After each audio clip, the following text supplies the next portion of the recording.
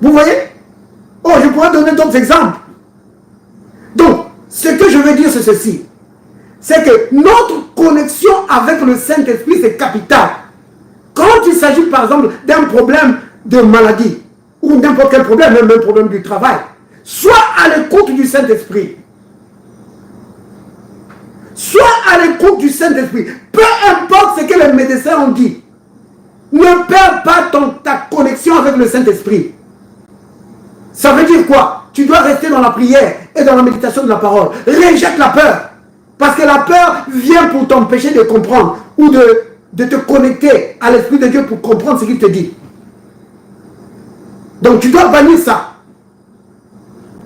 Vous comprenez? Parce que la peur, c'est un brouillage. C'est un système de brouillage de l'ennemi. Il vient pour te brouiller. Il va te brouiller complètement et tu ne comprends pas ce que Dieu dit. Alors chasse-le. Dis, esprit de peur et d'incrédulité, je te chasse. Au nom de Jésus. Va-t'en. Yeah. Amen. Amen. Amen. Ok. On va parler de... Donc ça, c'était une question que mon frère Danny a posée sur comment vaincre ou comment éviter, résister aux inquiétudes, à la peur. Ça, c'est... La peur, les inquiétudes, c'est des choses qui attaquent tout le monde. Vous voyez, personne n'est à l'abri de cela. Personne. Mais comment résister à cela? Vous comprenez? Comment est-ce que tu peux faire pour résister à la peur, aux inquiétudes? Déjà, si nous prenons dans la Bible, dans Matthieu 6, si vous prenez Matthieu 6, vous allez voir que ce chapitre, il n'y a que ça dedans. Les inquiétudes. Parce que inquiétude, peur, crainte, ce sont des synonymes. Hein? Donc, Matthieu chapitre 6. Alors, le Christ va revenir plusieurs fois ici. Regardez.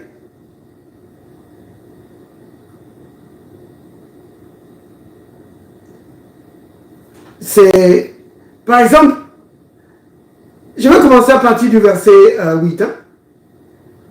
Le verset 8 ici est vraiment important. Peut-être que je vais remonter verset 7, parce que verset 8 c'est la conclusion. Prenons verset 7. En priant, ne multipliez pas de vaines paroles, comme les païens, qui s'imaginent qu'à force de paroles, ils seront exaucés. Ne leur ressemblez pas, car votre Père sait de quoi vous avez besoin, avant que vous le lui demandiez. Alors maintenant, après verset 9, il va dire, voici comment vous devez prier. Mais déjà ici au verset 8, le Christ dit quelque chose de très important ici. Il dit, votre Père.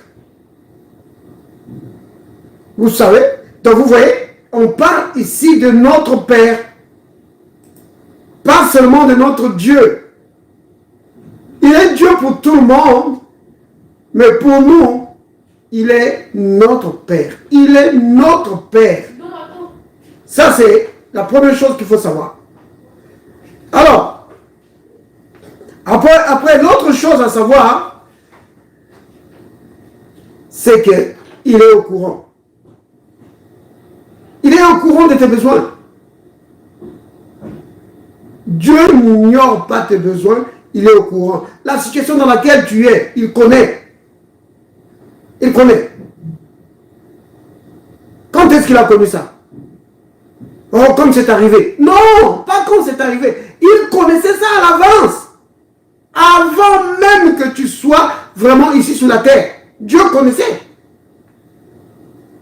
Parce qu'il est Dieu. Vous comprenez bien, aimé? C'est pas pour rien qu'il est Dieu. Il n'est pas comme un homme qui est surpris par les événements. Non. Et même les hommes aujourd'hui, ils arrivent maintenant même à prévoir certains événements. Comme par exemple dans la météo. Ils peuvent te dire le temps qu'il va faire demain ou ce soir. Donc Dieu, étant Dieu, il connaît aussi bien le futur que le passé. Pour Dieu, le passé et le futur, ce n'est pas quelque chose de caché pour lui. Pourquoi? Parce que lui vit en dehors du temps. Passé, futur, c'est pour nous, mais pas pour Dieu. Dieu vit dans l'éternité. Dieu vit dans une dimension où le temps n'a pas d'emprise. Vous comprenez? Donc tout est là devant lui. Chez lui, tout le temps c'est le présent. Tout le temps, c'est le présent. Le temps ne s'écoule pas chez lui. Vous comprenez? Donc il connaît tout. Il connaît ce qui se passe dans le domaine du temps. Il connaît.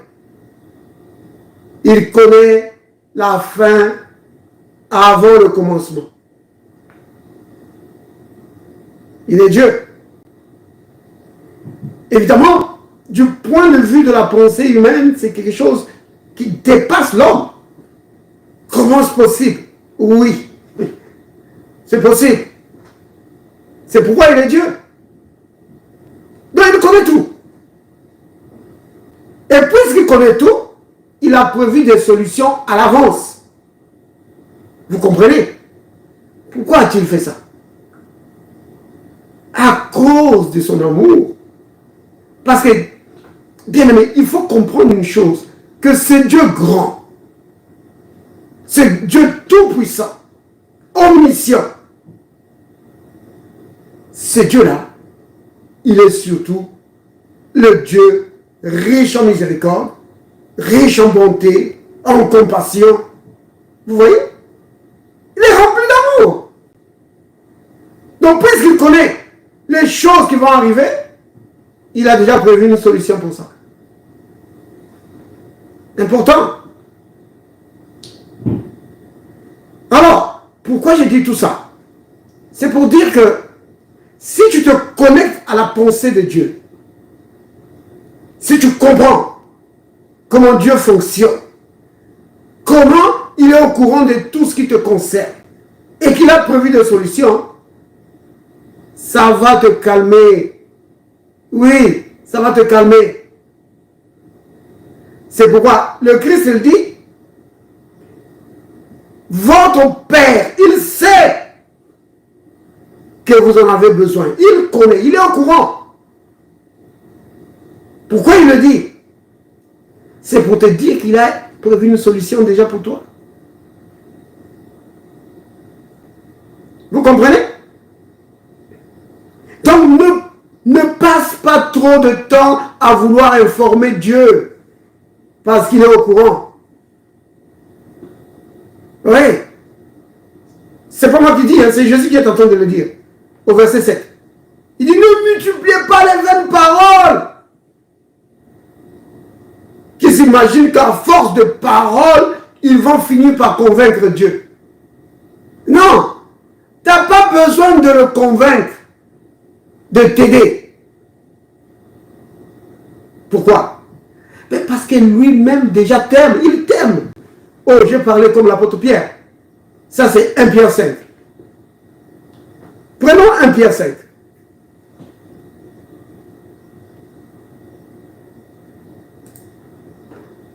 « 1 Pierre 5, au verset 7.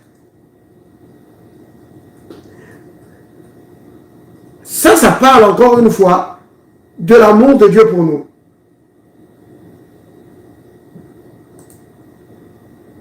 1 Pierre, verset 1 Pierre 5, verset 7. Ce serait bien si, bon, moi je n'ai pas la version, comment dire, amplifiée en français, mais en français je ne pense pas qu'on appelle version amplifiée.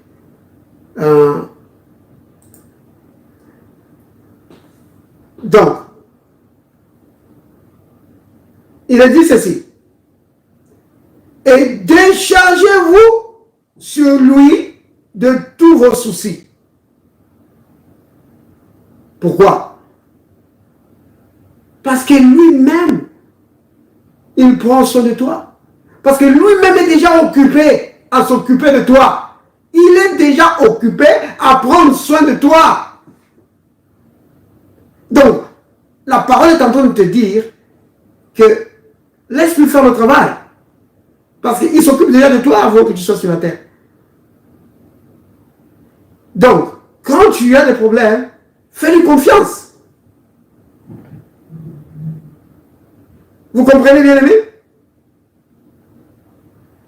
Alors, je disais tout à l'heure que dans le livre de Matthieu 6, si vous parcourez ce livre, vous allez voir comment le Christ revient tout le temps sur les inquiétudes. Regardez. Il y en a beaucoup. Hein.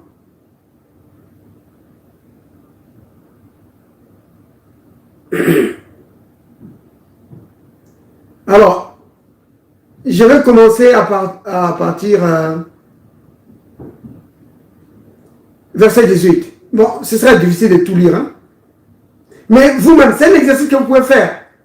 Vous-même déjà, parcourez ce passage et notez chaque fois là où il est écrit inquiétude, où il parle des inquiétudes. En fait, le Christ nous dit clairement que nous ne devons pas nous inquiéter, ni nous faire du souci sur quoi que ce soit. Par exemple, au verset 25, il va dire, c'est pourquoi je vous dis, ne vous inquiétez pas pour votre vie de ce que vous mangerez, ni pour votre corps de quoi vous serez vêtu. La vie n'est-elle pas plus que la nourriture et le corps plus que le vêtement? Maintenant, regardez le verset 26, il dit, regardez les oiseaux du ciel. Ils ne sèment ni ne moissonnent. Et ils n'amassent rien dans des greniers. Et votre Père Céleste les nourrit. Alors, il dit, vous valez beaucoup plus que les oiseaux. Vous voyez? Le Christ dit, vous valez plus que les oiseaux. Mais déjà, les oiseaux, Dieu s'occupe des oiseaux. Alors, comment toi, qui vaut plus qu'un oiseau, il va te délaisser? Vous comprenez, bien aimé? Il ne va pas te délaisser. Et lui-même l'a dit. Un autre passage. Vous pouvez continuer ce chapitre-ci, Matthieu 6. Hein? Vous allez voir chaque fois, il parle. Regardez, verset 27, hein? Il dit, qui de vous, par ses inquiétudes, peut ajouter une coudée à la durée de sa vie? Vous comprenez? Je l'ai déjà dit plusieurs fois. Bien-aimé, y a-t-il un homme, y a-t-il une personne sur la terre qui pourrait allonger la durée de sa vie juste par le fait qu'il s'inquiète ou juste parce qu'il a peur? Oh, j'ai peur. Et alors, ça, il va vivre plus longtemps? Non, au contraire. Au contraire, il va vivre moins longtemps. Parce que ce stress-là, cette peur-là, ça va solliciter tous les organes de son corps et créer d'autres problèmes de santé. Vous voyez? Donc, Jésus dit, qui peut changer? Est-ce que si tu t'inquiètes, s'il y a une situation, par exemple, quelqu'un qui n'a pas d'argent,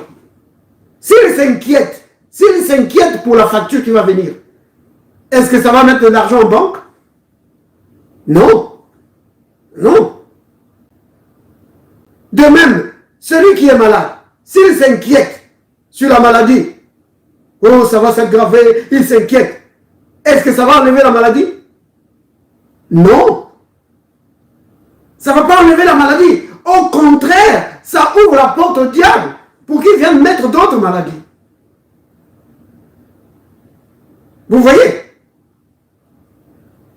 La peur, les inquiétudes, ça ne change rien. C'est-à-dire, ça n'a aucune puissance. Vous comprenez? C'est d'abord ça qu'il faut comprendre. Que la peur, les inquiétudes, ça n'a aucune puissance de changement pour changer la situation dans laquelle tu es. Pour te sortir de la situation. Là, tu ne vas pas sortir de la situation juste parce que tu as peur. Non. Vous comprenez? Ça n'a aucune puissance. En fait, la seule puissance que la peur et l'inquiétude peuvent avoir, c'est vraiment te plonger encore plus bas. Te mettre encore plus dans les problèmes. Créer encore d'autres problèmes de santé. Alors, le Christ dit, qui de vous, par ses inquiétudes, peut ajouter une coudée à la durée de sa vie? Coudée, c'était une mesure. Donc, en fait, c'est comme on peut dire que le mètre, bon, en réalité, une coudée égale à 50 cm. Donc, tu ne peux pas ajouter, changer ou rallonger ta vie juste parce que tu t'inquiètes. Maintenant, verset 28, il dit, pourquoi vous inquiétez au sujet du vêtement? Considérez comment croissent les lys des champs. Qu'est-ce que le Christ est en train de dire? Parce que tout à l'heure, il nous a parlé des oiseaux, n'est-ce pas? Maintenant, ici, il va parler des fleurs, les lys des champs. Le Christ essaie de nous aider. Il dit, regardez la nature. Inspirez-vous de la nature. Que Dieu prend soin de la nature. Alors, il ne peut pas te lâcher. Il ne peut pas t'abandonner, toi. Vous voyez? C'est vraiment important. Maintenant, regardez. Verset 30, il dit, si Dieu revêt ainsi l'herbe des champs, qui existe aujourd'hui et qui demain sera jetée au four, ne vous vêtira-t-il pas à plus forte raison, gens de peu de foi? Vous voyez? Le Christ pointe là le vrai problème. Le vrai problème des craintes, des inquiétudes, des tracasseries.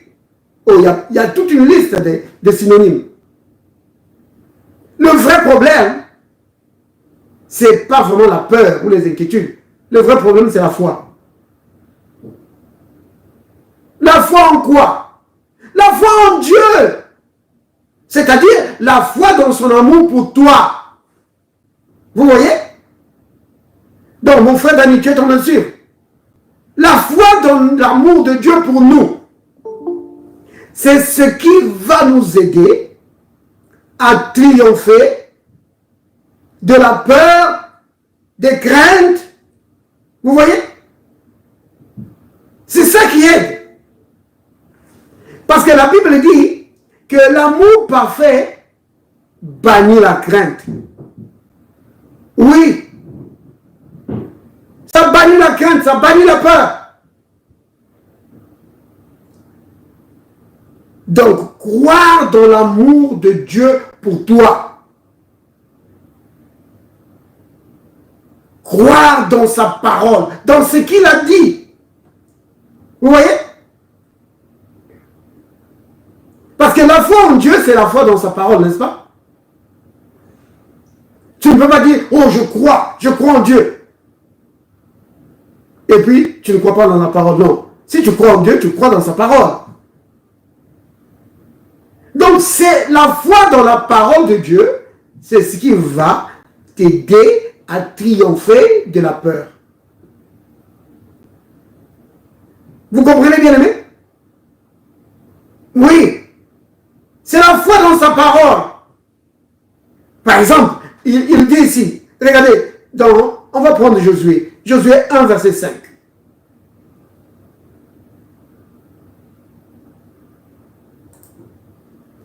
Josué chapitre 1, verset 5. Regardez ça. C'est Dieu qui parle à Josué. Moïse, le serviteur de Dieu, venait de mourir. Ça, c'est au verset 2. Dieu dit, Moïse, mon serviteur, est mort. Oh, catastrophe! Qu'est-ce qu'on va faire maintenant? Non! Dieu, il dit, au verset 5, nul ne tiendra devant toi tant que tu vivras. Je serai avec toi comme j'ai été avec Moïse. Mais regardez ce qui suit. Je ne te délaisserai point. Je ne t'abandonnerai point. Vous avez vu? Ça, c'est la parole que Dieu donne à Josué. Il dit, Josué, peu importe les combats que tu vas avoir dans la vie, tu vas gagner. Et pourquoi tu vas gagner? Parce que moi-même, je vais être avec toi. Ah, tu vas être avec moi, mais comment? Dieu lui dit, mais tu as vu ce que j'ai fait avec Moïse? Hein? C'est comme ça. Ce que j'ai fait avec Moïse, je vais faire aussi avec toi. Je vais être avec toi comme j'ai été avec Moïse. Je ne vais pas t'abandonner. Je ne vais pas te délaisser. Vous comprenez? Quelqu'un va dire, oh oui, mais ça c'était Josué, et puis c'est dans l'Ancien Testament. Ah oui? Ben, tu veux le voir dans le Nouveau Testament? Ben, prends Hébreu. Hébreu 13, versets 5 et 6. Hébreu 13, versets 5 et 6.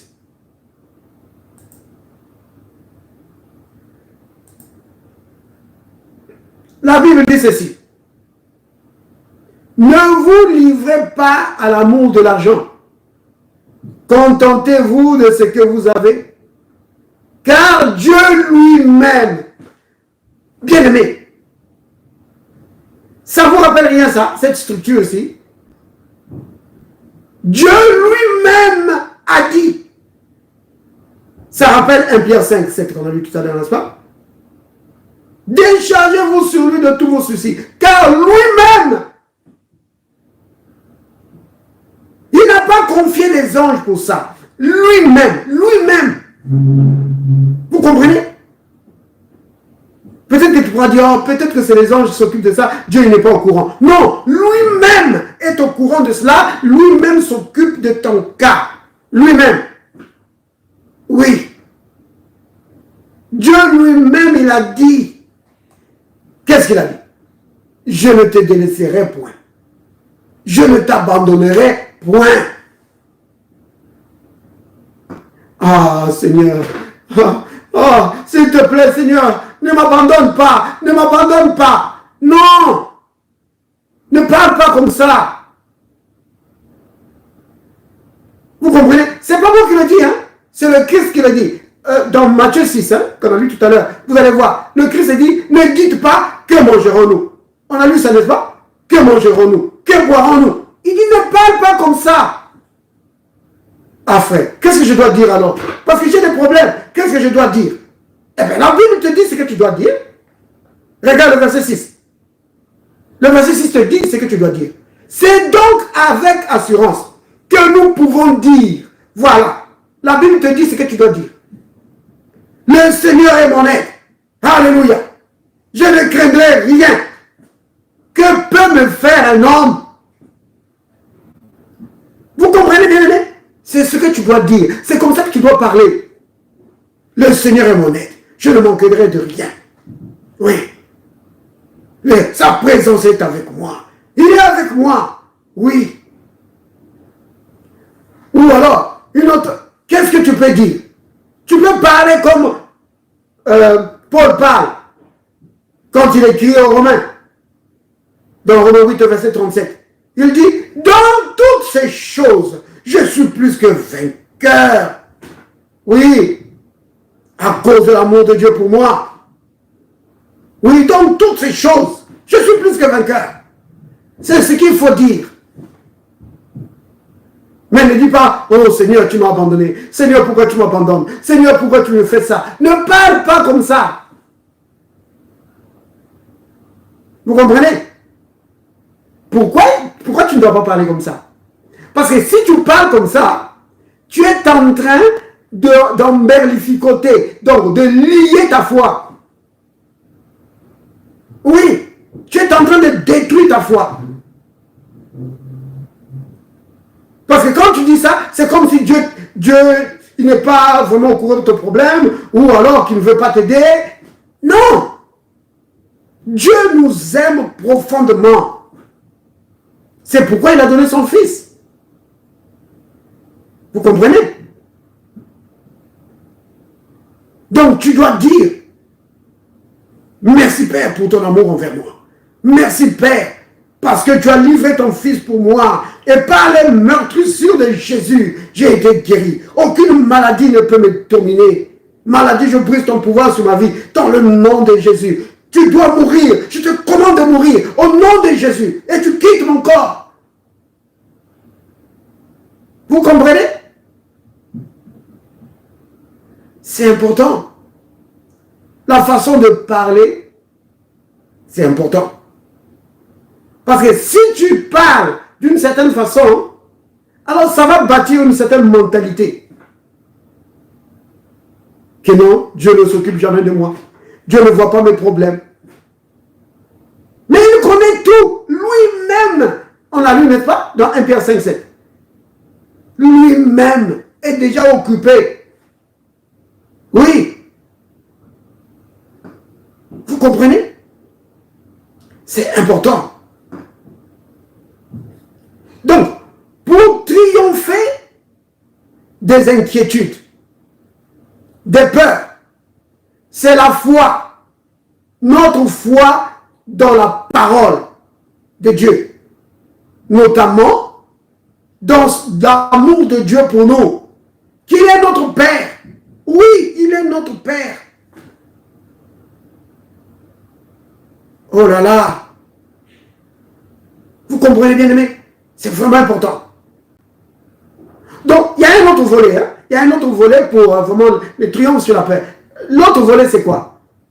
C'est maintenant de prendre autorité sur l'esprit de peur et d'incrédulité.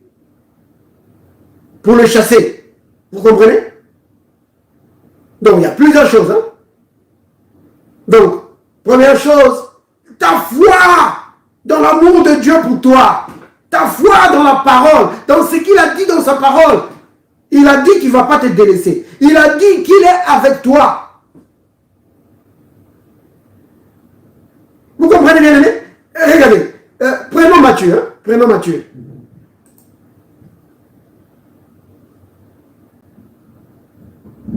Quand le Seigneur dit,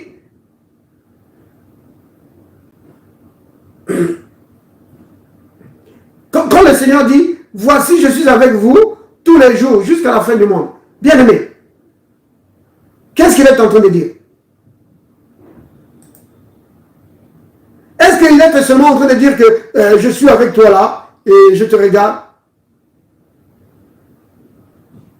Donc, ce que je viens de citer, c'est Matthieu 28, hein, verset 20.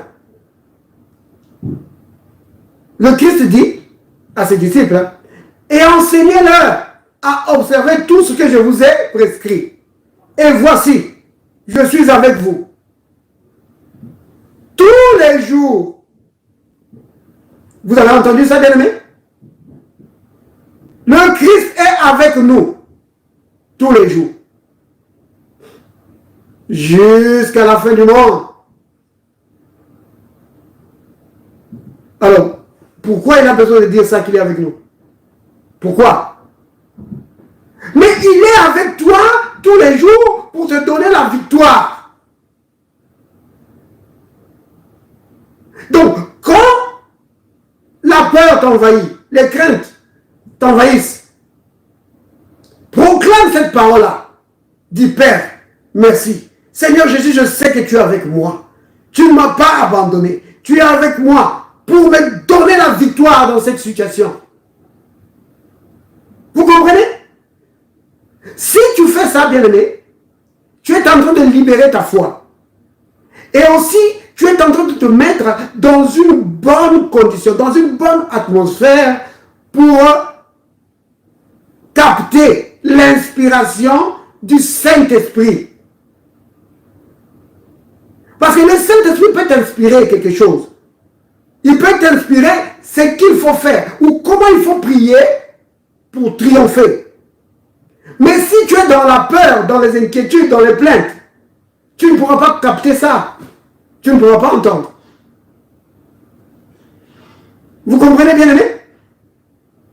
C'est pourquoi le Christ dit qu'il ne faut pas parler comme ça. Parce que quand Dieu va te dire que non, mon fils, fais telle chose, tu ne vas pas entendre. Tu vas dire, oh, je prie Dieu, mais Dieu, il ne me répond pas. Il t'a répondu, mais toi, tu n'as pas entendu. Parce que tu es dans... ton récepteur est maintenant complètement déréglé. Déréglé par les inquiétudes, déréglé par les plaintes, les doutes, les tracas. Vous comprenez? C'est pourquoi, dans Philippiens 4, il est dit que tu dois faire connaître tes besoins à Dieu par quoi? Par des plaintes. Non. Par des prières et des supplications, avec des actions de grâce. Alors, qu'est-ce qui va se passer? Et la paix de Dieu, qui surpasse toute intelligence, va garder ton cœur, il va garder tes pensées en Christ. Pourquoi est-ce que c'est important que ça garde son Christ? C'est parce que c'est dans ces rayons-là, dans ce canal-là, que tu pourras saisir les directives du Seigneur. C'est dans ce canal-là que tu pourras recevoir l'inspiration du Saint-Esprit quand il te parle. Mais si tu es envahi par les craintes, par les inquiétudes, par les plaintes, quand il va parler, tu n'entends pas. Oh, depuis longtemps, j'entends que Dieu me donne une inspiration, que Dieu me donne un réma, et il ne me donne pas. Mais tu es dans les plaintes, dans les doutes, dans les... Comment? Il t'a parlé, mais toi, tu n'as pas entendu. Ah oui, bien-aimé. Dieu, il est infiniment bon, rempli de bonté, de miséricorde. Vous comprenez, bien-aimé? Quand une situation ne change pas, ne dites pas, oh, Dieu ne fait rien, Dieu ne fait rien pour moi. Non.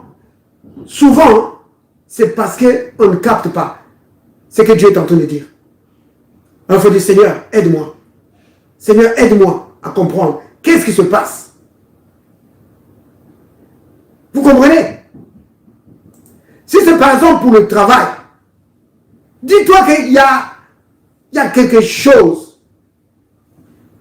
qui se passe, que je n'arrive pas à bien comprendre. Dis, Seigneur, aide-moi à comprendre. Vous comprenez? Quand on prie pour un cas, et ça ne change pas, c'est bien de demander au Seigneur, Seigneur, donne-nous, montre-nous comment on doit prier pour ce cas. Vous comprenez? On dit, Seigneur, nous croyons dans ton amour.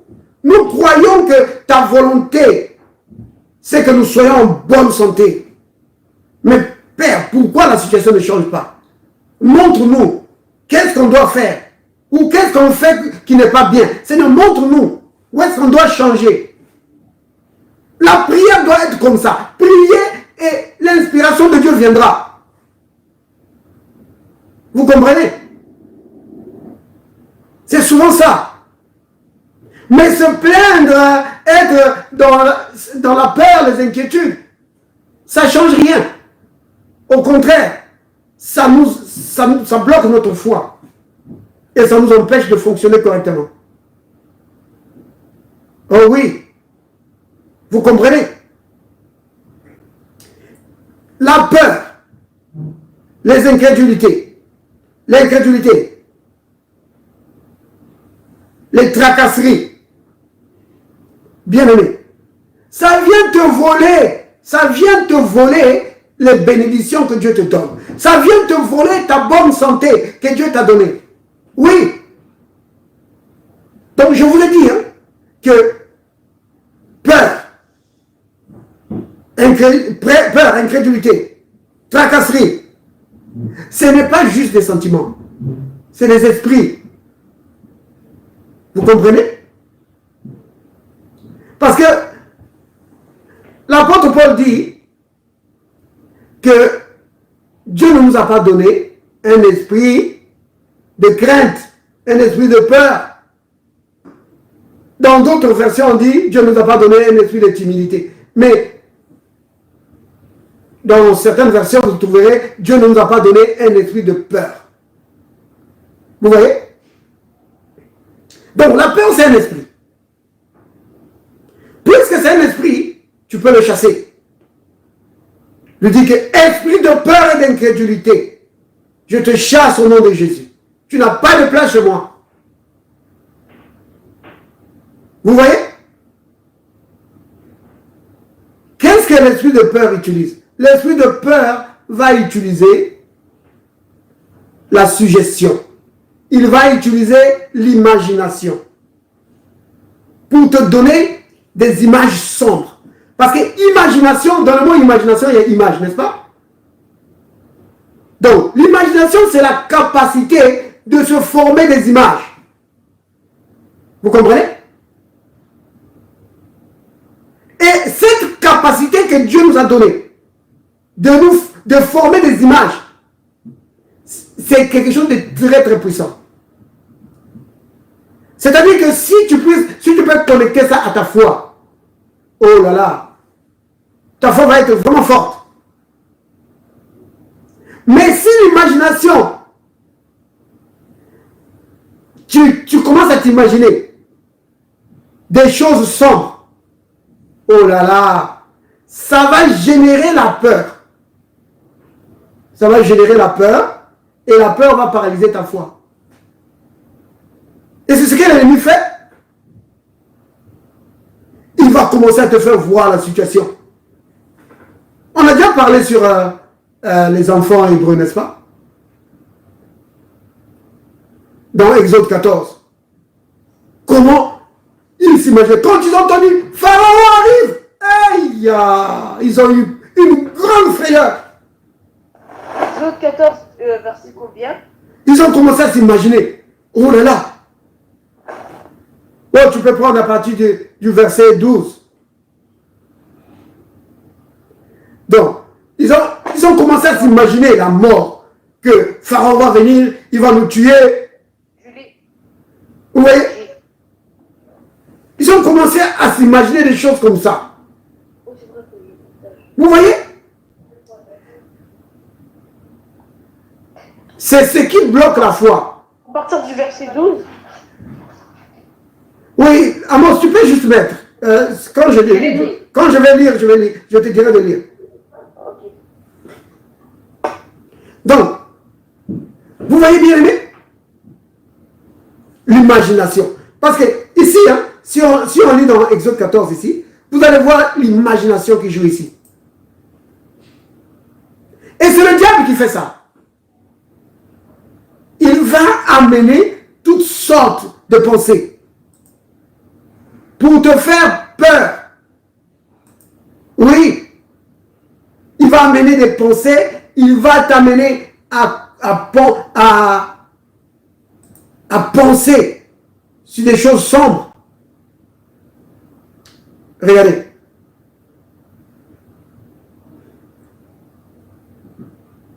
Regardez. Pharaon approchait. C'est le verset 10. Je prends le verset 10. Pharaon approchait. Les enfants d'Israël levèrent les yeux, et voici, les Égyptiens étaient en marche derrière eux. Les enfants d'Israël eurent une grande frayeur et crièrent à l'Éternel. Mais non, regardez ce qu'ils vont dire.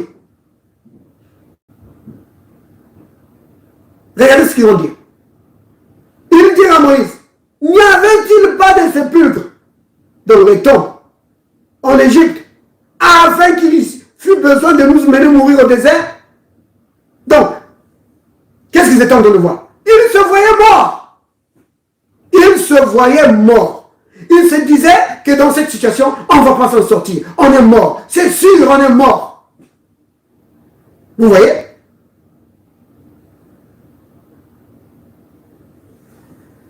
C'est ce que la peur fait.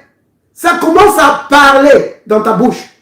Une fois que les craintes, le doute, ça te gagne. Oh là là. On commence à parler. On commence à parler maintenant des paroles d'incrédulité. Oh, on ne s'en sortira pas. Oh non, c'est pas possible. Je ne pense pas que c'est possible. On ne s'en sortira pas. Vous voyez? Mais Jésus dit quoi? Il dit, ne parlez pas comme ça. Je vous ai montré tout à l'heure ce qu'il faut dire. Hein? Oui. Il faut parler le langage de la parole, le langage de foi. Comme quoi? L'Éternel est avec moi. Oui, il ne me délaissera pas. Le bon berger est avec moi. Il a donné sa vie pour moi. Le bon berger a donné sa vie pour moi.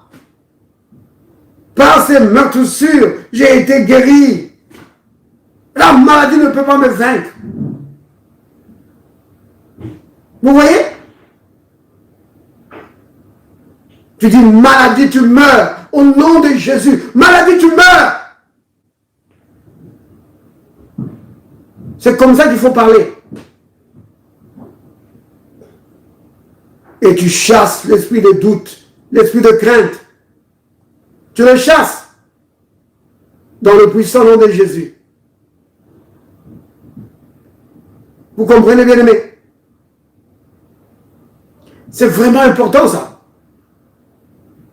Sinon, si tu te laisses gagner par la peur, les craintes, comme je l'ai dit tout à l'heure, ta foi va être paralysée. Oui, et tu vas t'enfoncer. Quand je dis tu vas t'enfoncer, ça me fait penser à Pierre. Vous connaissez l'histoire de Pierre, n'est-ce pas? L'apôtre Pierre. Lui, c'est dans Matthieu 14. Hein? Si vous regardez Matthieu 14, vous allez voir... 14 versets. Bon, je vais voir quelle version on peut prendre, hein, parce que c'est une longue histoire. Hein. Je vais regarder. On va prendre à partir du moment où Pierre, il a demandé à Jésus. Parce que... Je peux lire? Bon, tu peux lire à partir du verset 28. Donc, lis à partir du verset 28. D'accord. Pierre lui répondit, Seigneur, si c'est toi, ordonne que j'aille vers toi sur les eaux. Et il dit, viens. Pierre sortit de la barque et marcha sur les eaux pour aller vers Jésus. Mais en voyant que le vent était fort, il eut peur et comme il commençait à s'enfoncer, il s'écria, Seigneur, sauve-moi. Aussitôt, Jésus étendit la main, le saisit et lui dit, homme de peu de foi, pourquoi as-tu douté? Amen. Tu peux t'arrêter là. Vous avez vu, bien aimé? Pourquoi as-tu douté? Vous voyez? Donc, l'esprit de peur vient souvent ensemble avec le doute, avec l'incrédulité. L'esprit de peur et l'incrédulité. Oui, Bien-aimés, regardez. Cet homme, l'apôtre Pierre, la Bible dit qu'il a commencé à marcher sur l'eau. Qu'est-ce qui lui a permis de marcher sur l'eau? C'est sa foi dans la parole de Jésus. Jésus lui a dit, viens. Alors, Pierre s'est appuyé sur la parole de Jésus et il a commencé à marcher sur l'eau. Vous voyez? La foi dans la parole de Dieu va te faire triompher. Pierre s'est appuyé sur ça. Et il marchait. Il dominait. Vous vous rendez compte? Marcher sur l'eau. Il dominait sur ça. Mais parce que Jésus lui avait donné cette parole. Jésus lui a dit, viens. Il a marché dessus. Il a marché. Et tout à coup, les choses ont changé. Tout allait bien. Et puis tout à coup, tout change. Les médecins disent, oh, ça ne va pas. Les médecins disent, ici, ça ne va pas. Vous voyez? Donc les choses changent. Quand les choses changent,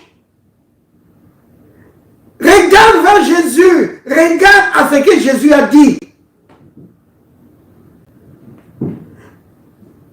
Regardez. Quand, verset 30, hein, mais voyons que le vent était fort, il eut peur. Qu'est-ce qui se passe ici, bien-aimé? Pierre ne regardait plus à Jésus. Pierre ne regardait plus à Jésus, il regardait au vent qui était fort. Il regardait aux éléments de la nature, et aux éléments naturels qui avaient changé. Alors il a eu peur. Vous comprenez? Donc, peu importe ce que les médecins disent, regarde à Jésus. Dis, au nom de Jésus, esprit de peur et d'incrédulité, je te chasse. Par les meurtrissures de Jésus, j'ai été guéri. Maladie, tu n'as pas le droit de rester dans mon corps. Vous comprenez, bien aimé? Donc, pour résumer ce que je viens de dire, vis-à-vis de la peur, deux choses. La foi dans l'amour de Dieu pour toi. Parce que j'ai cité les livres de Jean ici, que l'amour parfait bannit la crainte. Donc proclame-le, proclame-le. Dis, Père, merci pour ton amour envers moi. Je sais que tu m'aimes et tu veux ma victoire. Oui, je sais que tu as prévu une solution pour moi. Tu comprends? Si c'est pour le travail, tu dis, Père, merci, parce que je sais qu'il y a un travail que tu m'as donné. Oui, tu m'as donné du travail, Père, merci. Tu vois? Oui, il faut proclamer ça de ta bouche. Si c'est pour la guérison, dis-le, dis, Seigneur Jésus, merci. Merci parce que tu as donné ta vie pour moi. Bien aimé, regardez ce passage ici. Hein. Jean chapitre 10, verset 10.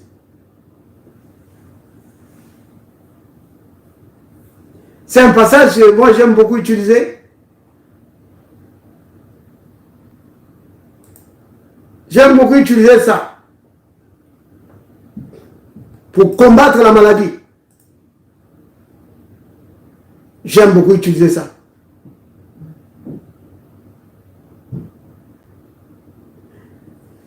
Regardez. Jean 10. Tu peux lire? Oui. Le voleur ne vient que pour dérober, égorger et détruire. Moi je suis venu afin que les brebis aient la vie, qu'elles soient dans l'abondance. Oui, lis le verset 11 aussi. Je Je suis le bon berger. Le bon berger donne sa vie pour ses brebis. Amen. Vous avez entendu, bien-aimé? Je suis le bon berger.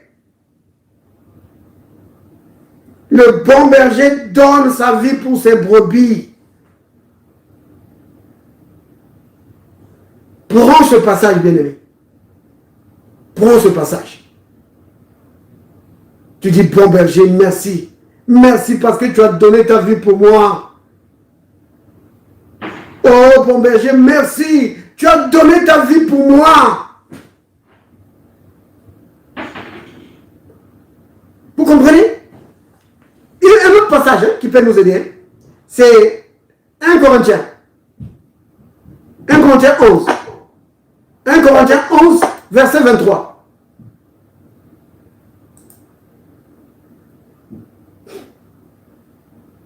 « 1 Corinthiens 11, verset 23.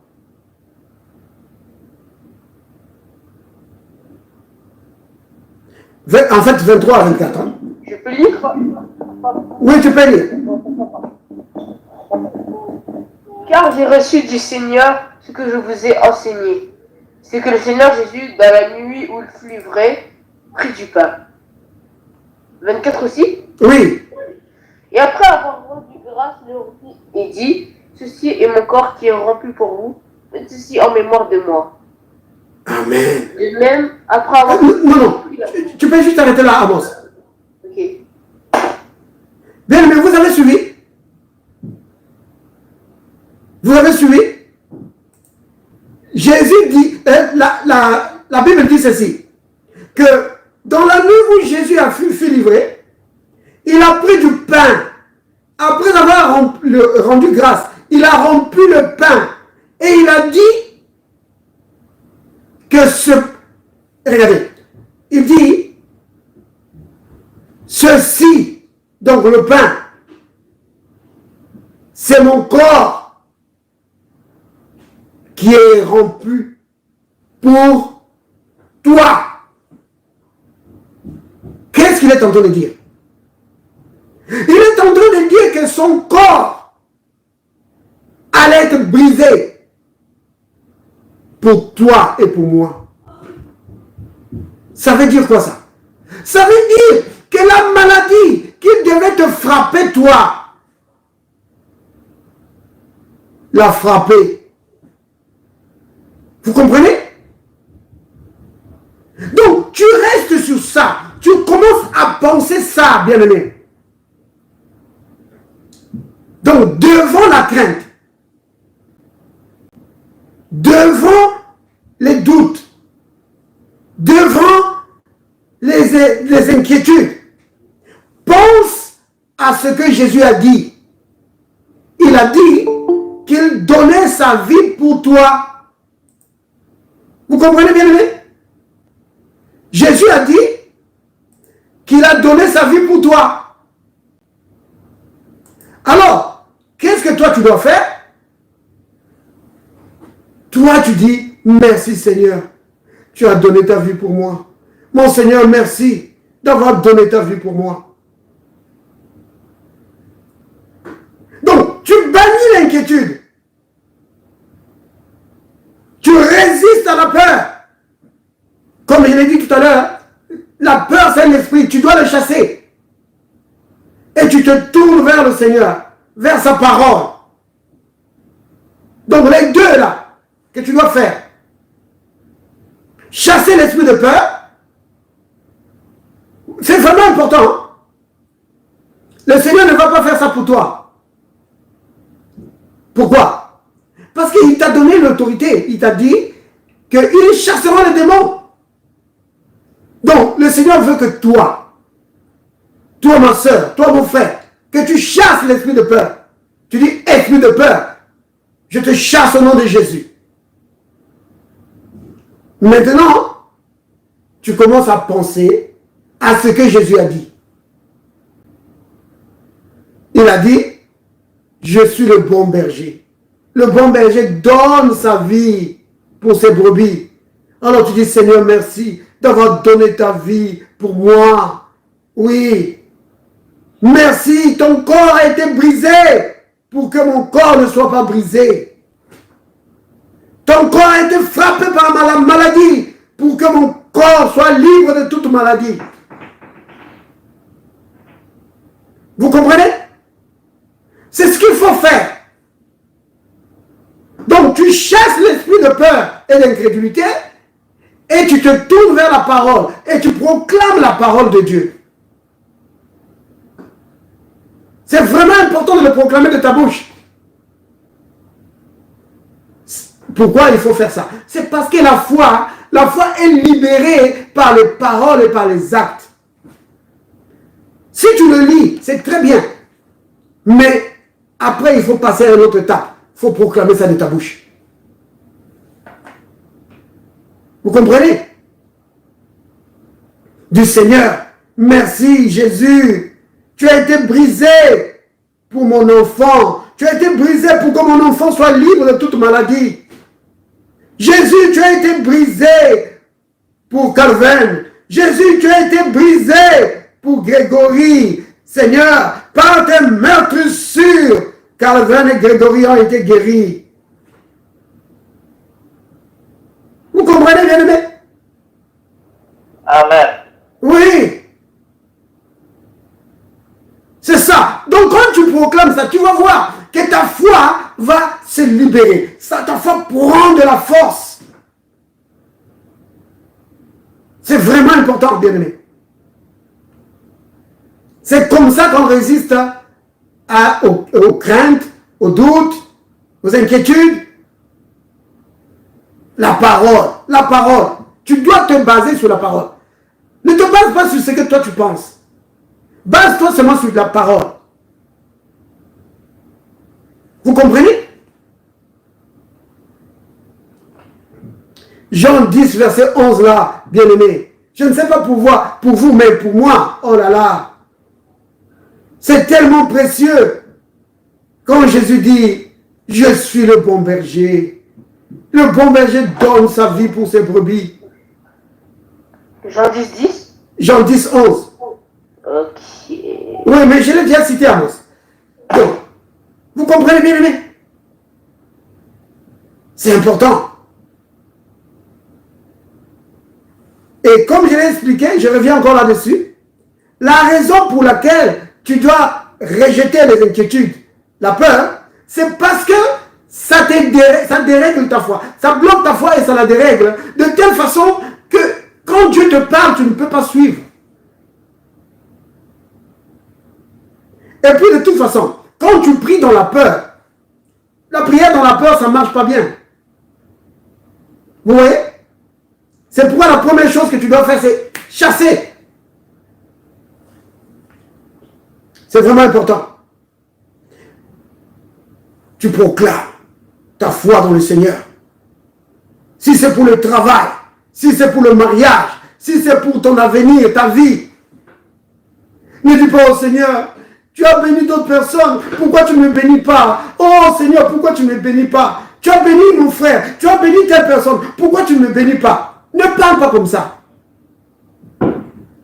Jésus dit, ne parlez pas comme ça. Dis Père, merci, parce que je sais que tu m'aimes. Je sais que tu as un avenir radieux pour moi. Oui, tu as des projets de bonheur pour moi. Je sais que tu as un travail pour moi. Je sais que tu as le mariage pour moi, Père. Oui, Seigneur, conduis-moi, Père. C'est comme ça que tu dois prier. C'est ce que tu dois dire. Maintenant, si tu ne vois pas les bénédictions de Dieu dans ta vie, ça peut être que c'est Satan qui est en train de bloquer. Alors là, ce que tu dois dire aussi, c'est briser. C'est comme dans la guérison. Tu brises le pouvoir de Satan dans ta vie. Tu dis, toi, esprit de, par exemple, je ne sais pas quelle maladie. Tu dis, je brise ton pouvoir sur ma vie, dans le nom de Jésus. Vous voyez? Toi, esprit de blocage, je brise ton pouvoir sur ma vie. Parce qu'il y a des esprits qui viennent bloquer la vie des gens. Pour que tu n'avances pas. Pour que tu ne perces pas. Oui. Tu veux te marier, rien. Tu veux te marier, rien. Ou tu es fiancé, après ça casse. Tu es fiancé, ça casse. Tu n'arrives pas à te marier. C'est des esprits comme ça qui viennent bloquer. Tu dis, esprit de blocage, au nom de Jésus, je brise ton pouvoir sur ma vie. Au nom de Jésus, quitte. Vous voyez? Oh là là, je sais que je dois m'arrêter, mais je ne trouve pas le courage de m'arrêter. Je voudrais continuer, mais il faut quand même s'arrêter. C'est vraiment important, bien aimé. Dans des situations, ça c'est le mot de la fin. Dans n'importe quelle situation où tu te trouves, bien aimé, que ce soit des problèmes de santé, des problèmes de famille, des problèmes d'argent ou de travail, souviens-toi d'une chose, que le Saint-Esprit qui est en toi, Dieu t'a donné le Saint-Esprit pour qu'il puisse t'aider. T'aider à quoi? Oh, il va m'aider à prier. C'est vrai, il t'aide à prier. Oh, il va m'aider à comprendre la parole. C'est vrai qu'il le fait. Mais bien aimé, le Saint-Esprit, Jésus dit qu'il va t'enseigner en toutes choses. En toutes choses. Donc ça veut dire qu'il va t'aider dans tes problèmes de la vie. Par exemple, s'il faut se marier, il va t'inspirer. Oui, s'il faut trouver du travail, il va t'inspirer. Qu'est-ce que je suis en train de dire? Je suis en train de te dire que sois dans la communion avec le Saint-Esprit. Oui. Dans la prière, dans la méditation de la parole. Le Saint-Esprit va t'inspirer. Il va te donner des idées que tu n'avais pas. Il va te dire, fais ça, fais ça. Si c'est pour un cas de maladie, parfois il va te dire, ne prie pas comme ça, prie comme ceci. Je vous ai déjà expliqué, n'est-ce pas? Comment, une fois, ça c'est un exemple qu'on a eu, que je cite souvent, le cas d'Amos. On a prié, on a prié. L'enfant avait mal dans les sinus. On a prié. Rien, plusieurs jours, rien. On est parti à l'hôpital, mais à l'hôpital ça traînait tellement. On est parti à Thio. Thio c'est l'hôpital des enfants qui est à Ottawa. On est resté là 4 heures. Amos était fatigué. Il dit, oh papa, on rentre à la maison, je suis fatigué. On est retourné, mais l'enfant était toujours mal. On a un jour, on était là à table. J'ai dit, Seigneur, aide-nous à aider Amos. Qu'est-ce qu'on peut faire? Aide-nous. Alors j'ai senti seulement dans mon cœur, bien aimé, ce n'est pas quelque chose de spectaculaire, non. Juste une petite inspiration que j'ai sentie dans mon cœur, que prononce le nom de Jésus sur lui. J'ai dit, prononcez le nom de Jésus. Qu'est-ce que ça va changer? Bon, j'ai dit, bon, on va le faire. J'ai dit à ma femme et aux autres enfants, j'ai dit, mais on va prononcer le nom de Jésus sur Amos. Et on a proclamé le nom de Jésus sur Amos. Nous proclamons le nom de Jésus sur Amos. Le nom de Jésus sur Amos. Tu es guéri par le nom de Jésus. On a proclamé le nom de Jésus. Bien-aimé, la douleur est partie. Oui, la douleur des sinus partie. Pourquoi? Parce que Dieu nous a dit ce qu'il fallait faire. Vous voyez? Oh, je pourrais donner d'autres exemples. Donc, ce que je veux dire, c'est ceci. C'est que notre connexion avec le Saint-Esprit, c'est capital. Quand il s'agit, par exemple, d'un problème de maladie, ou n'importe quel problème, même un problème du travail, sois à l'écoute du Saint-Esprit. Sois à l'écoute du Saint-Esprit. Peu importe ce que les médecins ont dit. Ne perds pas ta connexion avec le Saint-Esprit. Ça veut dire quoi? Tu dois rester dans la prière et dans la méditation de la parole. Rejette la peur. Parce que la peur vient pour t'empêcher de comprendre ou de te connecter à l'Esprit de Dieu pour comprendre ce qu'il te dit. Donc tu dois bannir ça. Vous comprenez? Parce que la peur c'est un brouillage. C'est un système de brouillage de l'ennemi. Il vient pour te brouiller. Il va te brouiller complètement et tu ne comprends pas ce que Dieu dit. Alors chasse-le. Dis, esprit de peur et d'incrédulité, je te chasse. Au nom de Jésus. Va-t'en. Dieu a des projets de bonheur pour moi. Je ne mourrai pas, je vivrai. Oui, notre enfant ne va pas mourir, il va vivre. Vous voyez? Alors tu restes dans la méditation de la parole, dans la prière, et Dieu va inspirer. Dieu va inspirer. Il dit prie comme ça, fais ceci, fais ça. Vous voyez? Dans certaines situations, parfois, c'est des, comment on appelle ça, des malédictions. Des malédictions qui sont là, qui bloquent. Et ces malédictions doivent être brisées. Vous voyez? Ok, je vais m'arrêter là, bien-aimé. Alors disons tous ensemble, Père, merci pour ton amour envers moi. Père, merci pour ton amour envers moi. Merci pour ton amour envers ma famille. Merci. Père, merci pour ton amour envers mes enfants. Père, merci pour ton amour envers mes enfants. Merci, Père, parce que tu prends soin de nous. Merci, Père, parce que tu prends soin de nous. Aucune maladie ne peut nous dominer. Aucune maladie ne peut nous dominer.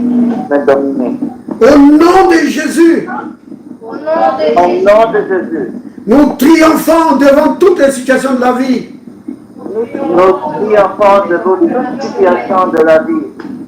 Merci, Père, pour la victoire que tu nous donnes en Jésus. Merci, Père. Au nom de Jésus. Au nom de Jésus. Amen.